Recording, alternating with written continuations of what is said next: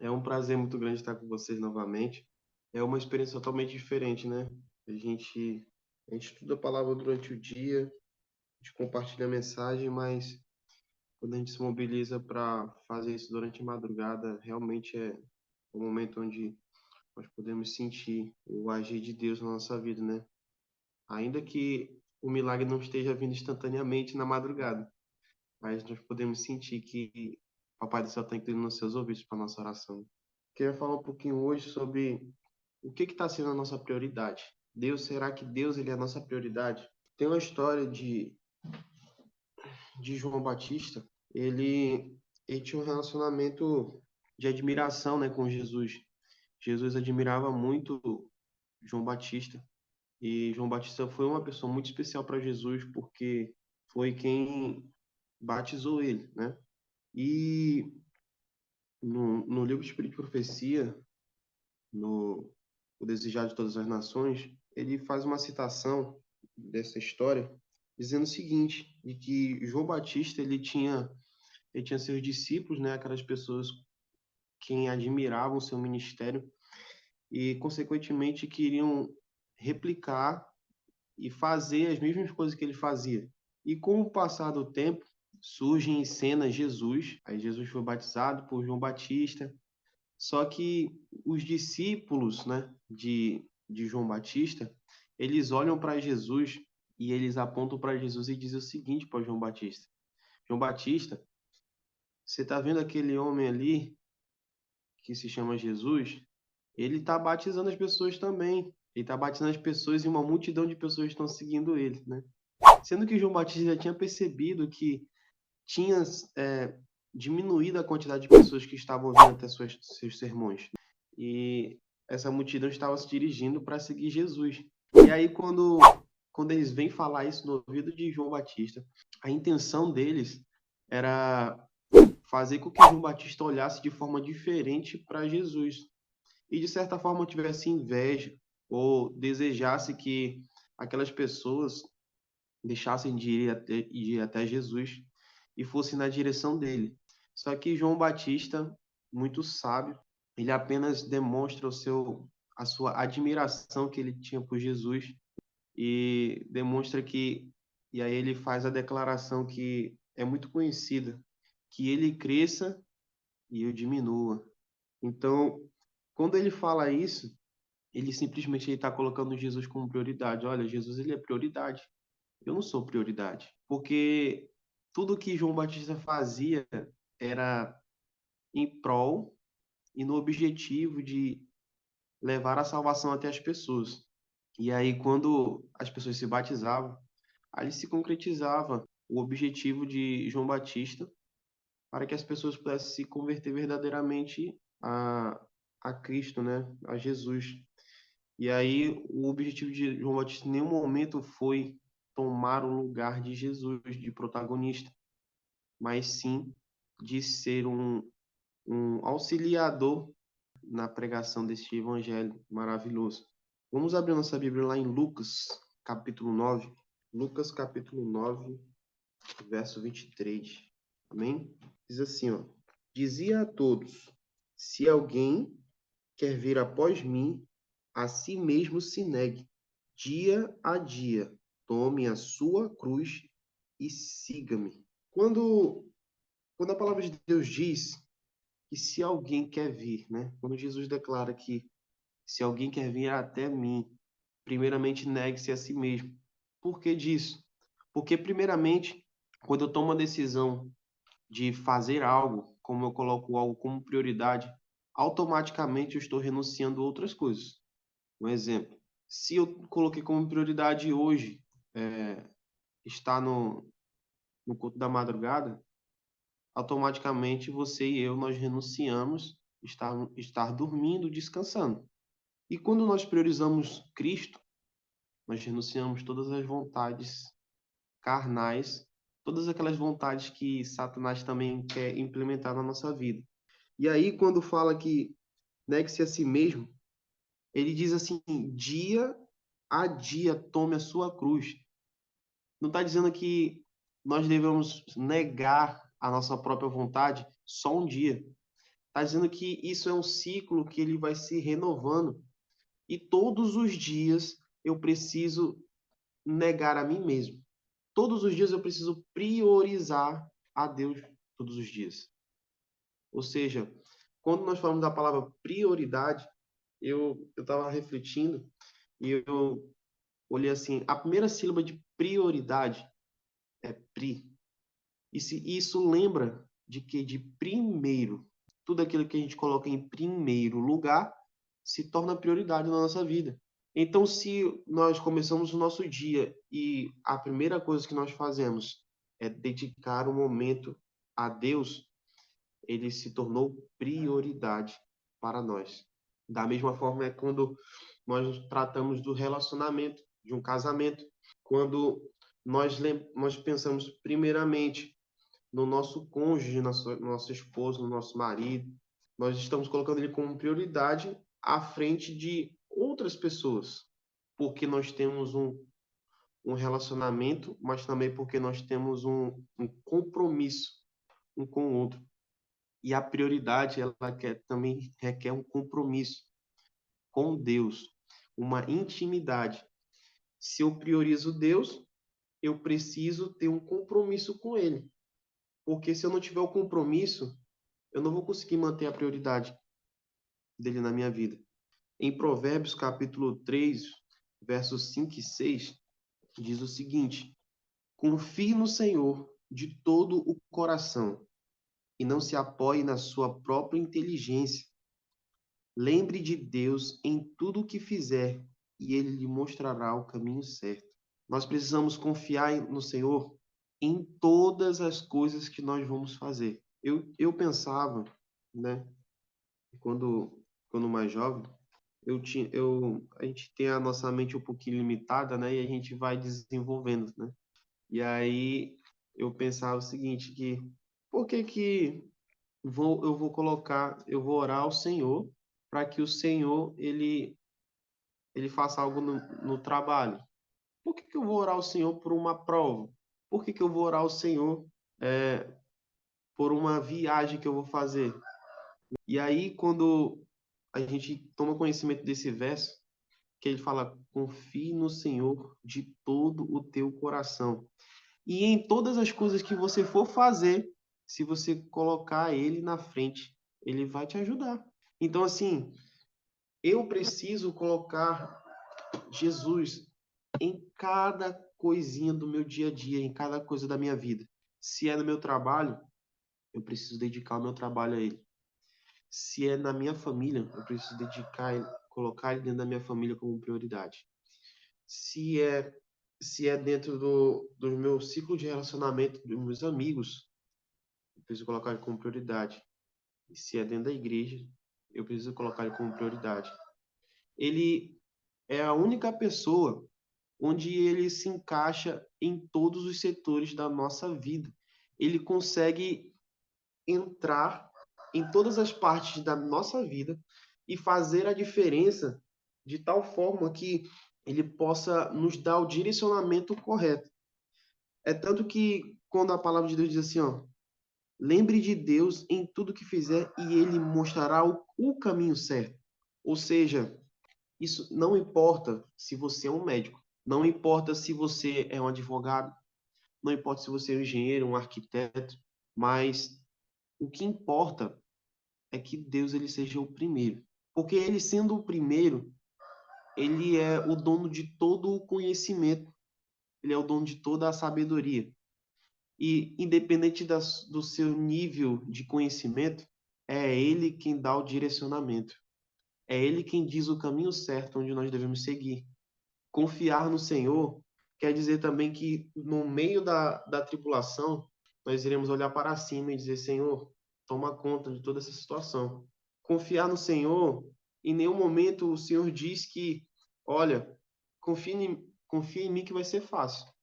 Pelo contrário, quando a palavra diz: não se turbe o vosso coração, credes em Deus, crede também em mim. Na casa de meu pai há muitas moradas. Se assim não fosse, eu não vos teria dito. Então, quando ele fala, não se turbe o vosso coração, isso já traz um indício de, de que eu e você podemos passar por grandes dificuldades. Porém, essas dificuldades, elas não devem superar a confiança que nós temos no Redentor. Essas dificuldades, elas não podem superar a fé que nós temos que Cristo Jesus ele pode fazer diferente. E assim como a palavra dele diz, que vai mostrar o caminho certo. O caminho certo é aquele caminho por onde nos aproxima dele. Então, se eu, primeiramente, não negar a mim mesmo, eu não vou conseguir encontrar esse caminho certo. Porque só quem vai mostrar o caminho certo é ele. Então, pelas minhas forças mesmo, eu não conseguirei encontrar este caminho. Em capítulo 6, Mateus 6, 33, diz assim, ó, portanto, ponham em primeiro lugar na sua vida o reino de Deus e aquilo que Deus quer, e ele lhes dará todas essas coisas. Se a gente voltar um pouquinho, que coisas são essas, né? No verso 31, diz o seguinte: portanto, não fiquem preocupados perguntando: onde é que vamos arranjar comida? Ou onde é que vamos arranjar bebida? Ou onde é que vamos arranjar roupas? Pois os pagãos é que estão sempre preocupados, procurando essas coisas. O Pai de vocês que está no céu sabe que vocês precisam de tudo isso. Ou seja, aqui está dizendo que tudo o Senhor ele vai priorizar na nossa vida. Ele vai nos priorizar a partir do momento que nós priorizamos ele. E aí ele mostra as seguintes perguntas: se é comida que falta, não se preocupe, porque eu vou solucionar. Se é roupa, eu vou te dar de vestir. Se está faltando o que beber, eu vou providenciar também. E aí a palavra diz que quem se preocupava com isso, que anda procurando isso, são os pagãos. Quem se preocupa com isso é quem não acredita em Deus. Só podemos confiar no Senhor. Nós confiamos no Senhor porque acreditamos que Ele pode fazer algo por nós. Você deposita confiança numa pessoa porque você tem uma expectativa do que aquela pessoa pode fazer. Você constrói uma confiança na pessoa a partir daquilo que você tem como durante o relacionamento com aquela pessoa. Quando nós nos casamos, você vai conhecendo a pessoa de forma mais íntima e com o passar do tempo, você constrói uma confiança positiva ou uma falta de confiança, que é algo negativo. Com Deus é da mesma forma. Nós só conseguimos confiar no Senhor se nós nos alicerçarmos na palavra. Porque como é que eu vou confiar em um Deus que eu não examino a Escritura para poder saber quem é Ele? Então, se nós pegarmos os livros do Espírito de Profecia, se nós pegarmos a palavra do Senhor e nós estudarmos, não existe possibilidade de nós não acreditarmos nesse Deus tão maravilhoso. Através dos testemunhos que nós presenciamos dentro da palavra do Senhor, eles confirmam a ideia de que eu preciso priorizar Deus na minha vida. Porque se existem duas forças, se existem dois exércitos, e um só exército ele é vitorioso e a vitória dele já é garantida, o exército que é perdedor, esse exército nós já nascemos condenados a estar do lado dele. Porque Davi, quando ele fala lá em Salmos 51, ele diz que quando ele foi concebido pela mãe dele, já foi concebido pelo pecado. Então, já nascemos condenados à morte, porque o salário do pecado é a morte. Então, a partir do momento que nós nascemos, a nossa natureza já vai nos levar ao pecado. Porém, nós precisamos mudar essa situação, priorizando Deus na nossa vida. A partir do momento que nós vamos priorizando, nós vamos mudando o rumo, como a palavra de Deus diz, ele vai colocando o caminho certo. E aí nós vamos mudando o destino do nosso futuro. O plano de Deus desde o Éden era que o homem e a mulher priorizassem a obediência a ele. O plano de Deus era que Adão e Eva se atentassem para o conselho que Deus tinha dado, para que eles não pecassem e nem comessem do fruto. Porém, o homem e a mulher vieram a pecar, e aí eles acabaram priorizando o desejo que eles tiveram naquele momento. A tal da curiosidade foi quem matou o homem. Vamos abrir nossa Bíblia lá em Romanos. Romanos, capítulo 12, verso 10. Diz assim, ó: Amai-vos cordialmente uns aos outros com amor fraternal, preferindo-vos em honra uns aos outros. A palavra de Deus diz: amai-vos cordialmente com amor fraternal. A gente para pensar. Se você tem um filho e você tem um pão só para comer, você vai comer esse pão todinho e vai deixar o filho com fome? Com certeza não. É mais provável de que você vá pegar esse pão e você vai entregar para o seu filho saciar a fome dele. E se ele quiser comer todo o pão, você vai deixar ele comer todo o pão, ainda que você fique com fome, mas o importante para você é que ele fique saciado, que seja que acabe com aquela necessidade que o filho tem. Então, quando a palavra de Deus diz que devemos amar uns aos outros com amor fraternal, precisamos olhar para o nosso próximo como um pai olha para o filho. Nós precisamos olhar com um carinho tamanho de que o meu irmão está passando por necessidade, mas em vez de eu olhar para a minha necessidade, eu vou olhar para a necessidade dele. E o objetivo vai ser cuidar da necessidade dele, primeiramente, e depois resolver a minha. A prioridade que aqui está falando envolve o amor. E quando vem o amor, a gente lembra muito da obediência, né? E aí vem os mandamentos. Aí os mandamentos se resumem em quê? Amor a Deus e amor ao próximo. O amor ao próximo, ele, ele tem suas particularidades. O amor ao próximo, nós precisamos. Os mandamentos dizem o quê? Não matarás. É fácil para você deixar de matar? É fácil deixar de matar. Apesar de nascer com a natureza pecaminosa, é fácil deixar de matar. É fácil deixar de cobiçar? Para alguns é difícil. E por aí vai os outros mandamentos. Para cada um tem uma dificuldade. Para o meu irmão, às vezes a dificuldade pode ser guardar o sábado. Mas para o outro é difícil para ele guardar, deixar de adorar uma imagem. Porque ele foi a vida toda ensinado a adorar uma imagem. Não, mas como é que pode? Não, mas o mandamento diz para não adorar a imagem, então não tem que adorar, não. Mas quando você nasce, você vai sendo disciplinado a fazer algo na sua vida. Paulo, quando ele foi começar a ser instruído na sua vida, ele morava no meio de um povo onde não seguia Deus verdadeiramente, mas também, ao mesmo tempo, era um povo muito intelectual, muito inteligente. Então, ele foi criando todo aquele conteúdo na sua mente que, quando ele conheceu a Cristo verdadeiramente, quando ele foi convertido, ele não precisou mais de nada daquilo. Então, nós necessitamos buscar ao Senhor de forma íntegra. Precisamos olhar para Ele como a fonte da solução. Esses dias eu tô com uma mania, quando eu vou na feira, né? Aí eu quero trazer planta para casa, né? A ação de você cultivar plantas, né? Você acaba tendo muitos ensinamentos, né? E quando a gente estuda a palavra, se a gente for olhar para cada detalhe do nosso dia a dia, da nossa vida, a gente vai tirar sempre um ensinamento. E aí eu costumo dizer, né, junto com o Ariel, que tudo dá uma meditação, né? E aí eu fui e comprei um, um adubo, né? E aí eu olhei para esse adubo, aí eu falei assim, vou guardar, não vou usar agora não. Aí o adubo tá dentro de um saco, sabe?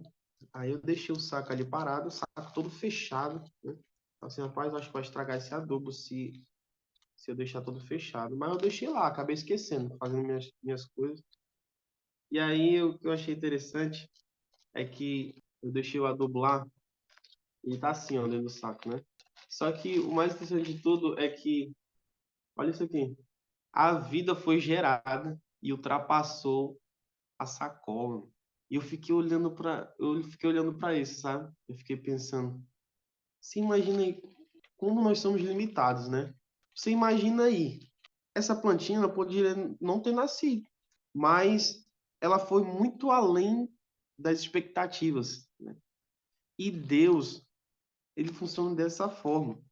Nós podemos estar sufocados pelo pecado, nós podemos estar sufocados pelos problemas, mas se nós priorizarmos ele vai priorizar a gente. E aí, através disso aqui, ó, ele vai abrir portas, ele vai abrir caminhos para que a gente possa se encontrar com ele. E eu achei isso aqui extraordinário, sabe? Porque isso aqui também é uma demonstração de que sempre há esperança. Há esperança para todo aquele que nele crê. Em 1 Coríntios, capítulo 9, verso 26, Paulo diz que ele não corre sem objetivo. Vou ler para vocês aqui. 1 Coríntios, capítulo 9, verso 26. Diz assim, ó, por isso, corro direto para a linha final. Também sou como lutador de boxe, que não perde nenhum golpe. Noutra versão, ele diz o seguinte, ó, assim corro também eu, não sem meta. Assim luto, não como deferindo golpes no ar. Ou seja, Paulo diz que ele corre, ele vai à luta, não como aquele que dá soco no ar. Porque a gente bem sabe que quando se trata da luta de boxe, o objetivo é você golpear o seu oponente. Mas se ele der golpe só no ar, vai acontecer uma coisa. Ele vai cansar, ele não vai alcançar o objetivo. Mas se ele acertar os golpes, aí sim ele vai chegar no final. Como diz na outra versão, o objetivo é chegar no final. O objetivo meu e seu é chegar no final, mas não chegar no final para uma história triste, mas para uma história feliz. Uma história feliz para aqueles que passaram uma vida crendo e confiando na providência de Deus, para quando chegar naquele grande dia, apenas se concretizar tudo aquilo que nós lemos e acreditamos e podemos desfrutar de uma vida eterna junto com Cristo Jesus.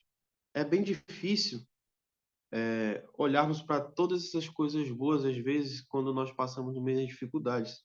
Mas quando Cristo diz, toma tua cruz e me segue, ele está dizendo assim, olha, foi difícil para mim quando eu escolhi ser crucificado. Mas ainda assim, o próprio Jesus precisou pegar aquela cruz, onde não tinha só o peso das próprias coisas dele, mas tinha os pesos que carregavam Ney, carregava a Joana, carregava cada um de vocês. Quando Jesus ele faz aquele trajeto, ele dá e é dado esse exemplo, toma tua cruz e está dizendo assim, ó, pega todos os teus problemas, pega todas as tuas responsabilidades e me segue. Porque é a mesma palavra que diz, vinde a mim todos vós estáis cansados e sobrecarregados, e vos aliviarei. Ou seja, ele está te convidando para a caminhada com ele está te convidando para priorizar ele. Mas ele também está te prometendo que ele vai te aliviar esse peso, para que a gente consiga continuar essa caminhada. Uma vez a gente foi fazer um requisito no clube de gravadores, fazer uma excursionismo pedestre com mochila. E a gente foi fazer uma caminhada de 20 quilômetros. E durante essa caminhada, quando chegou um dado momento, nós cumprimos o requisito da quilometragem para usar a mochila. E, rapaz, quando nós tiramos aquela mochila para continuar a caminhada, pense no alívio grande. Rapaz, a coluna já estava querendo envergar para trás, mas nem não para frente, não.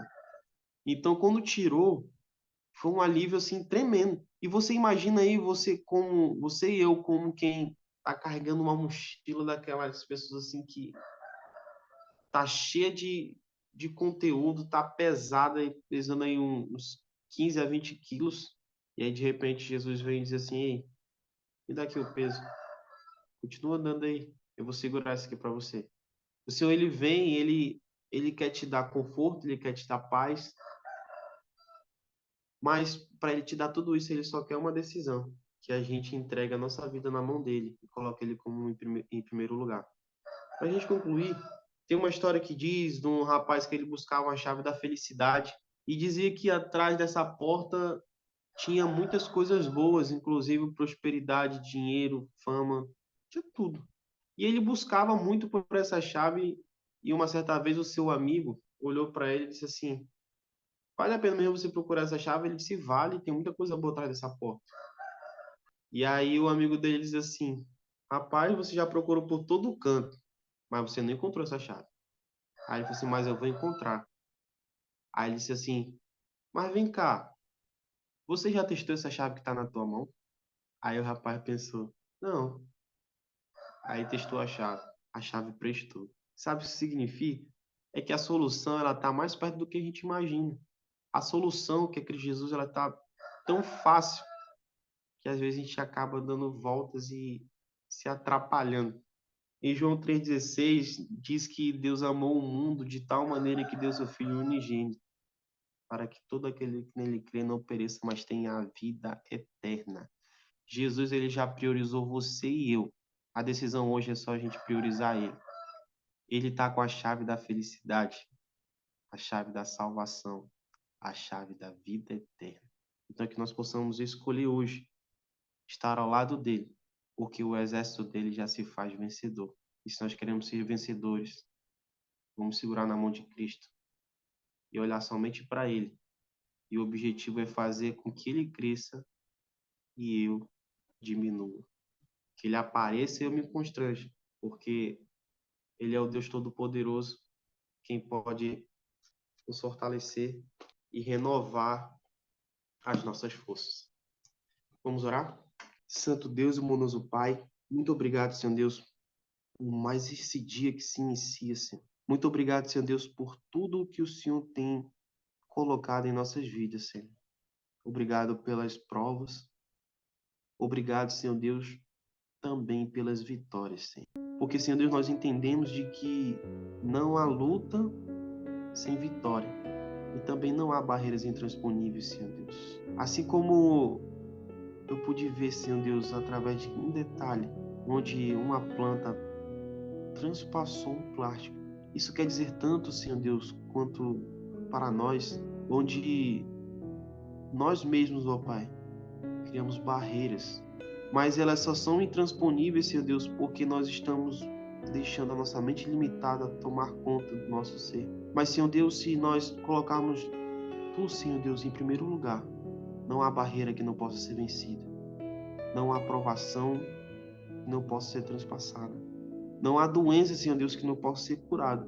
Não há dificuldade que possa ser vencida, Senhor Deus. Por favor, Senhor Deus, nos dá o direcionamento, Pai, neste dia.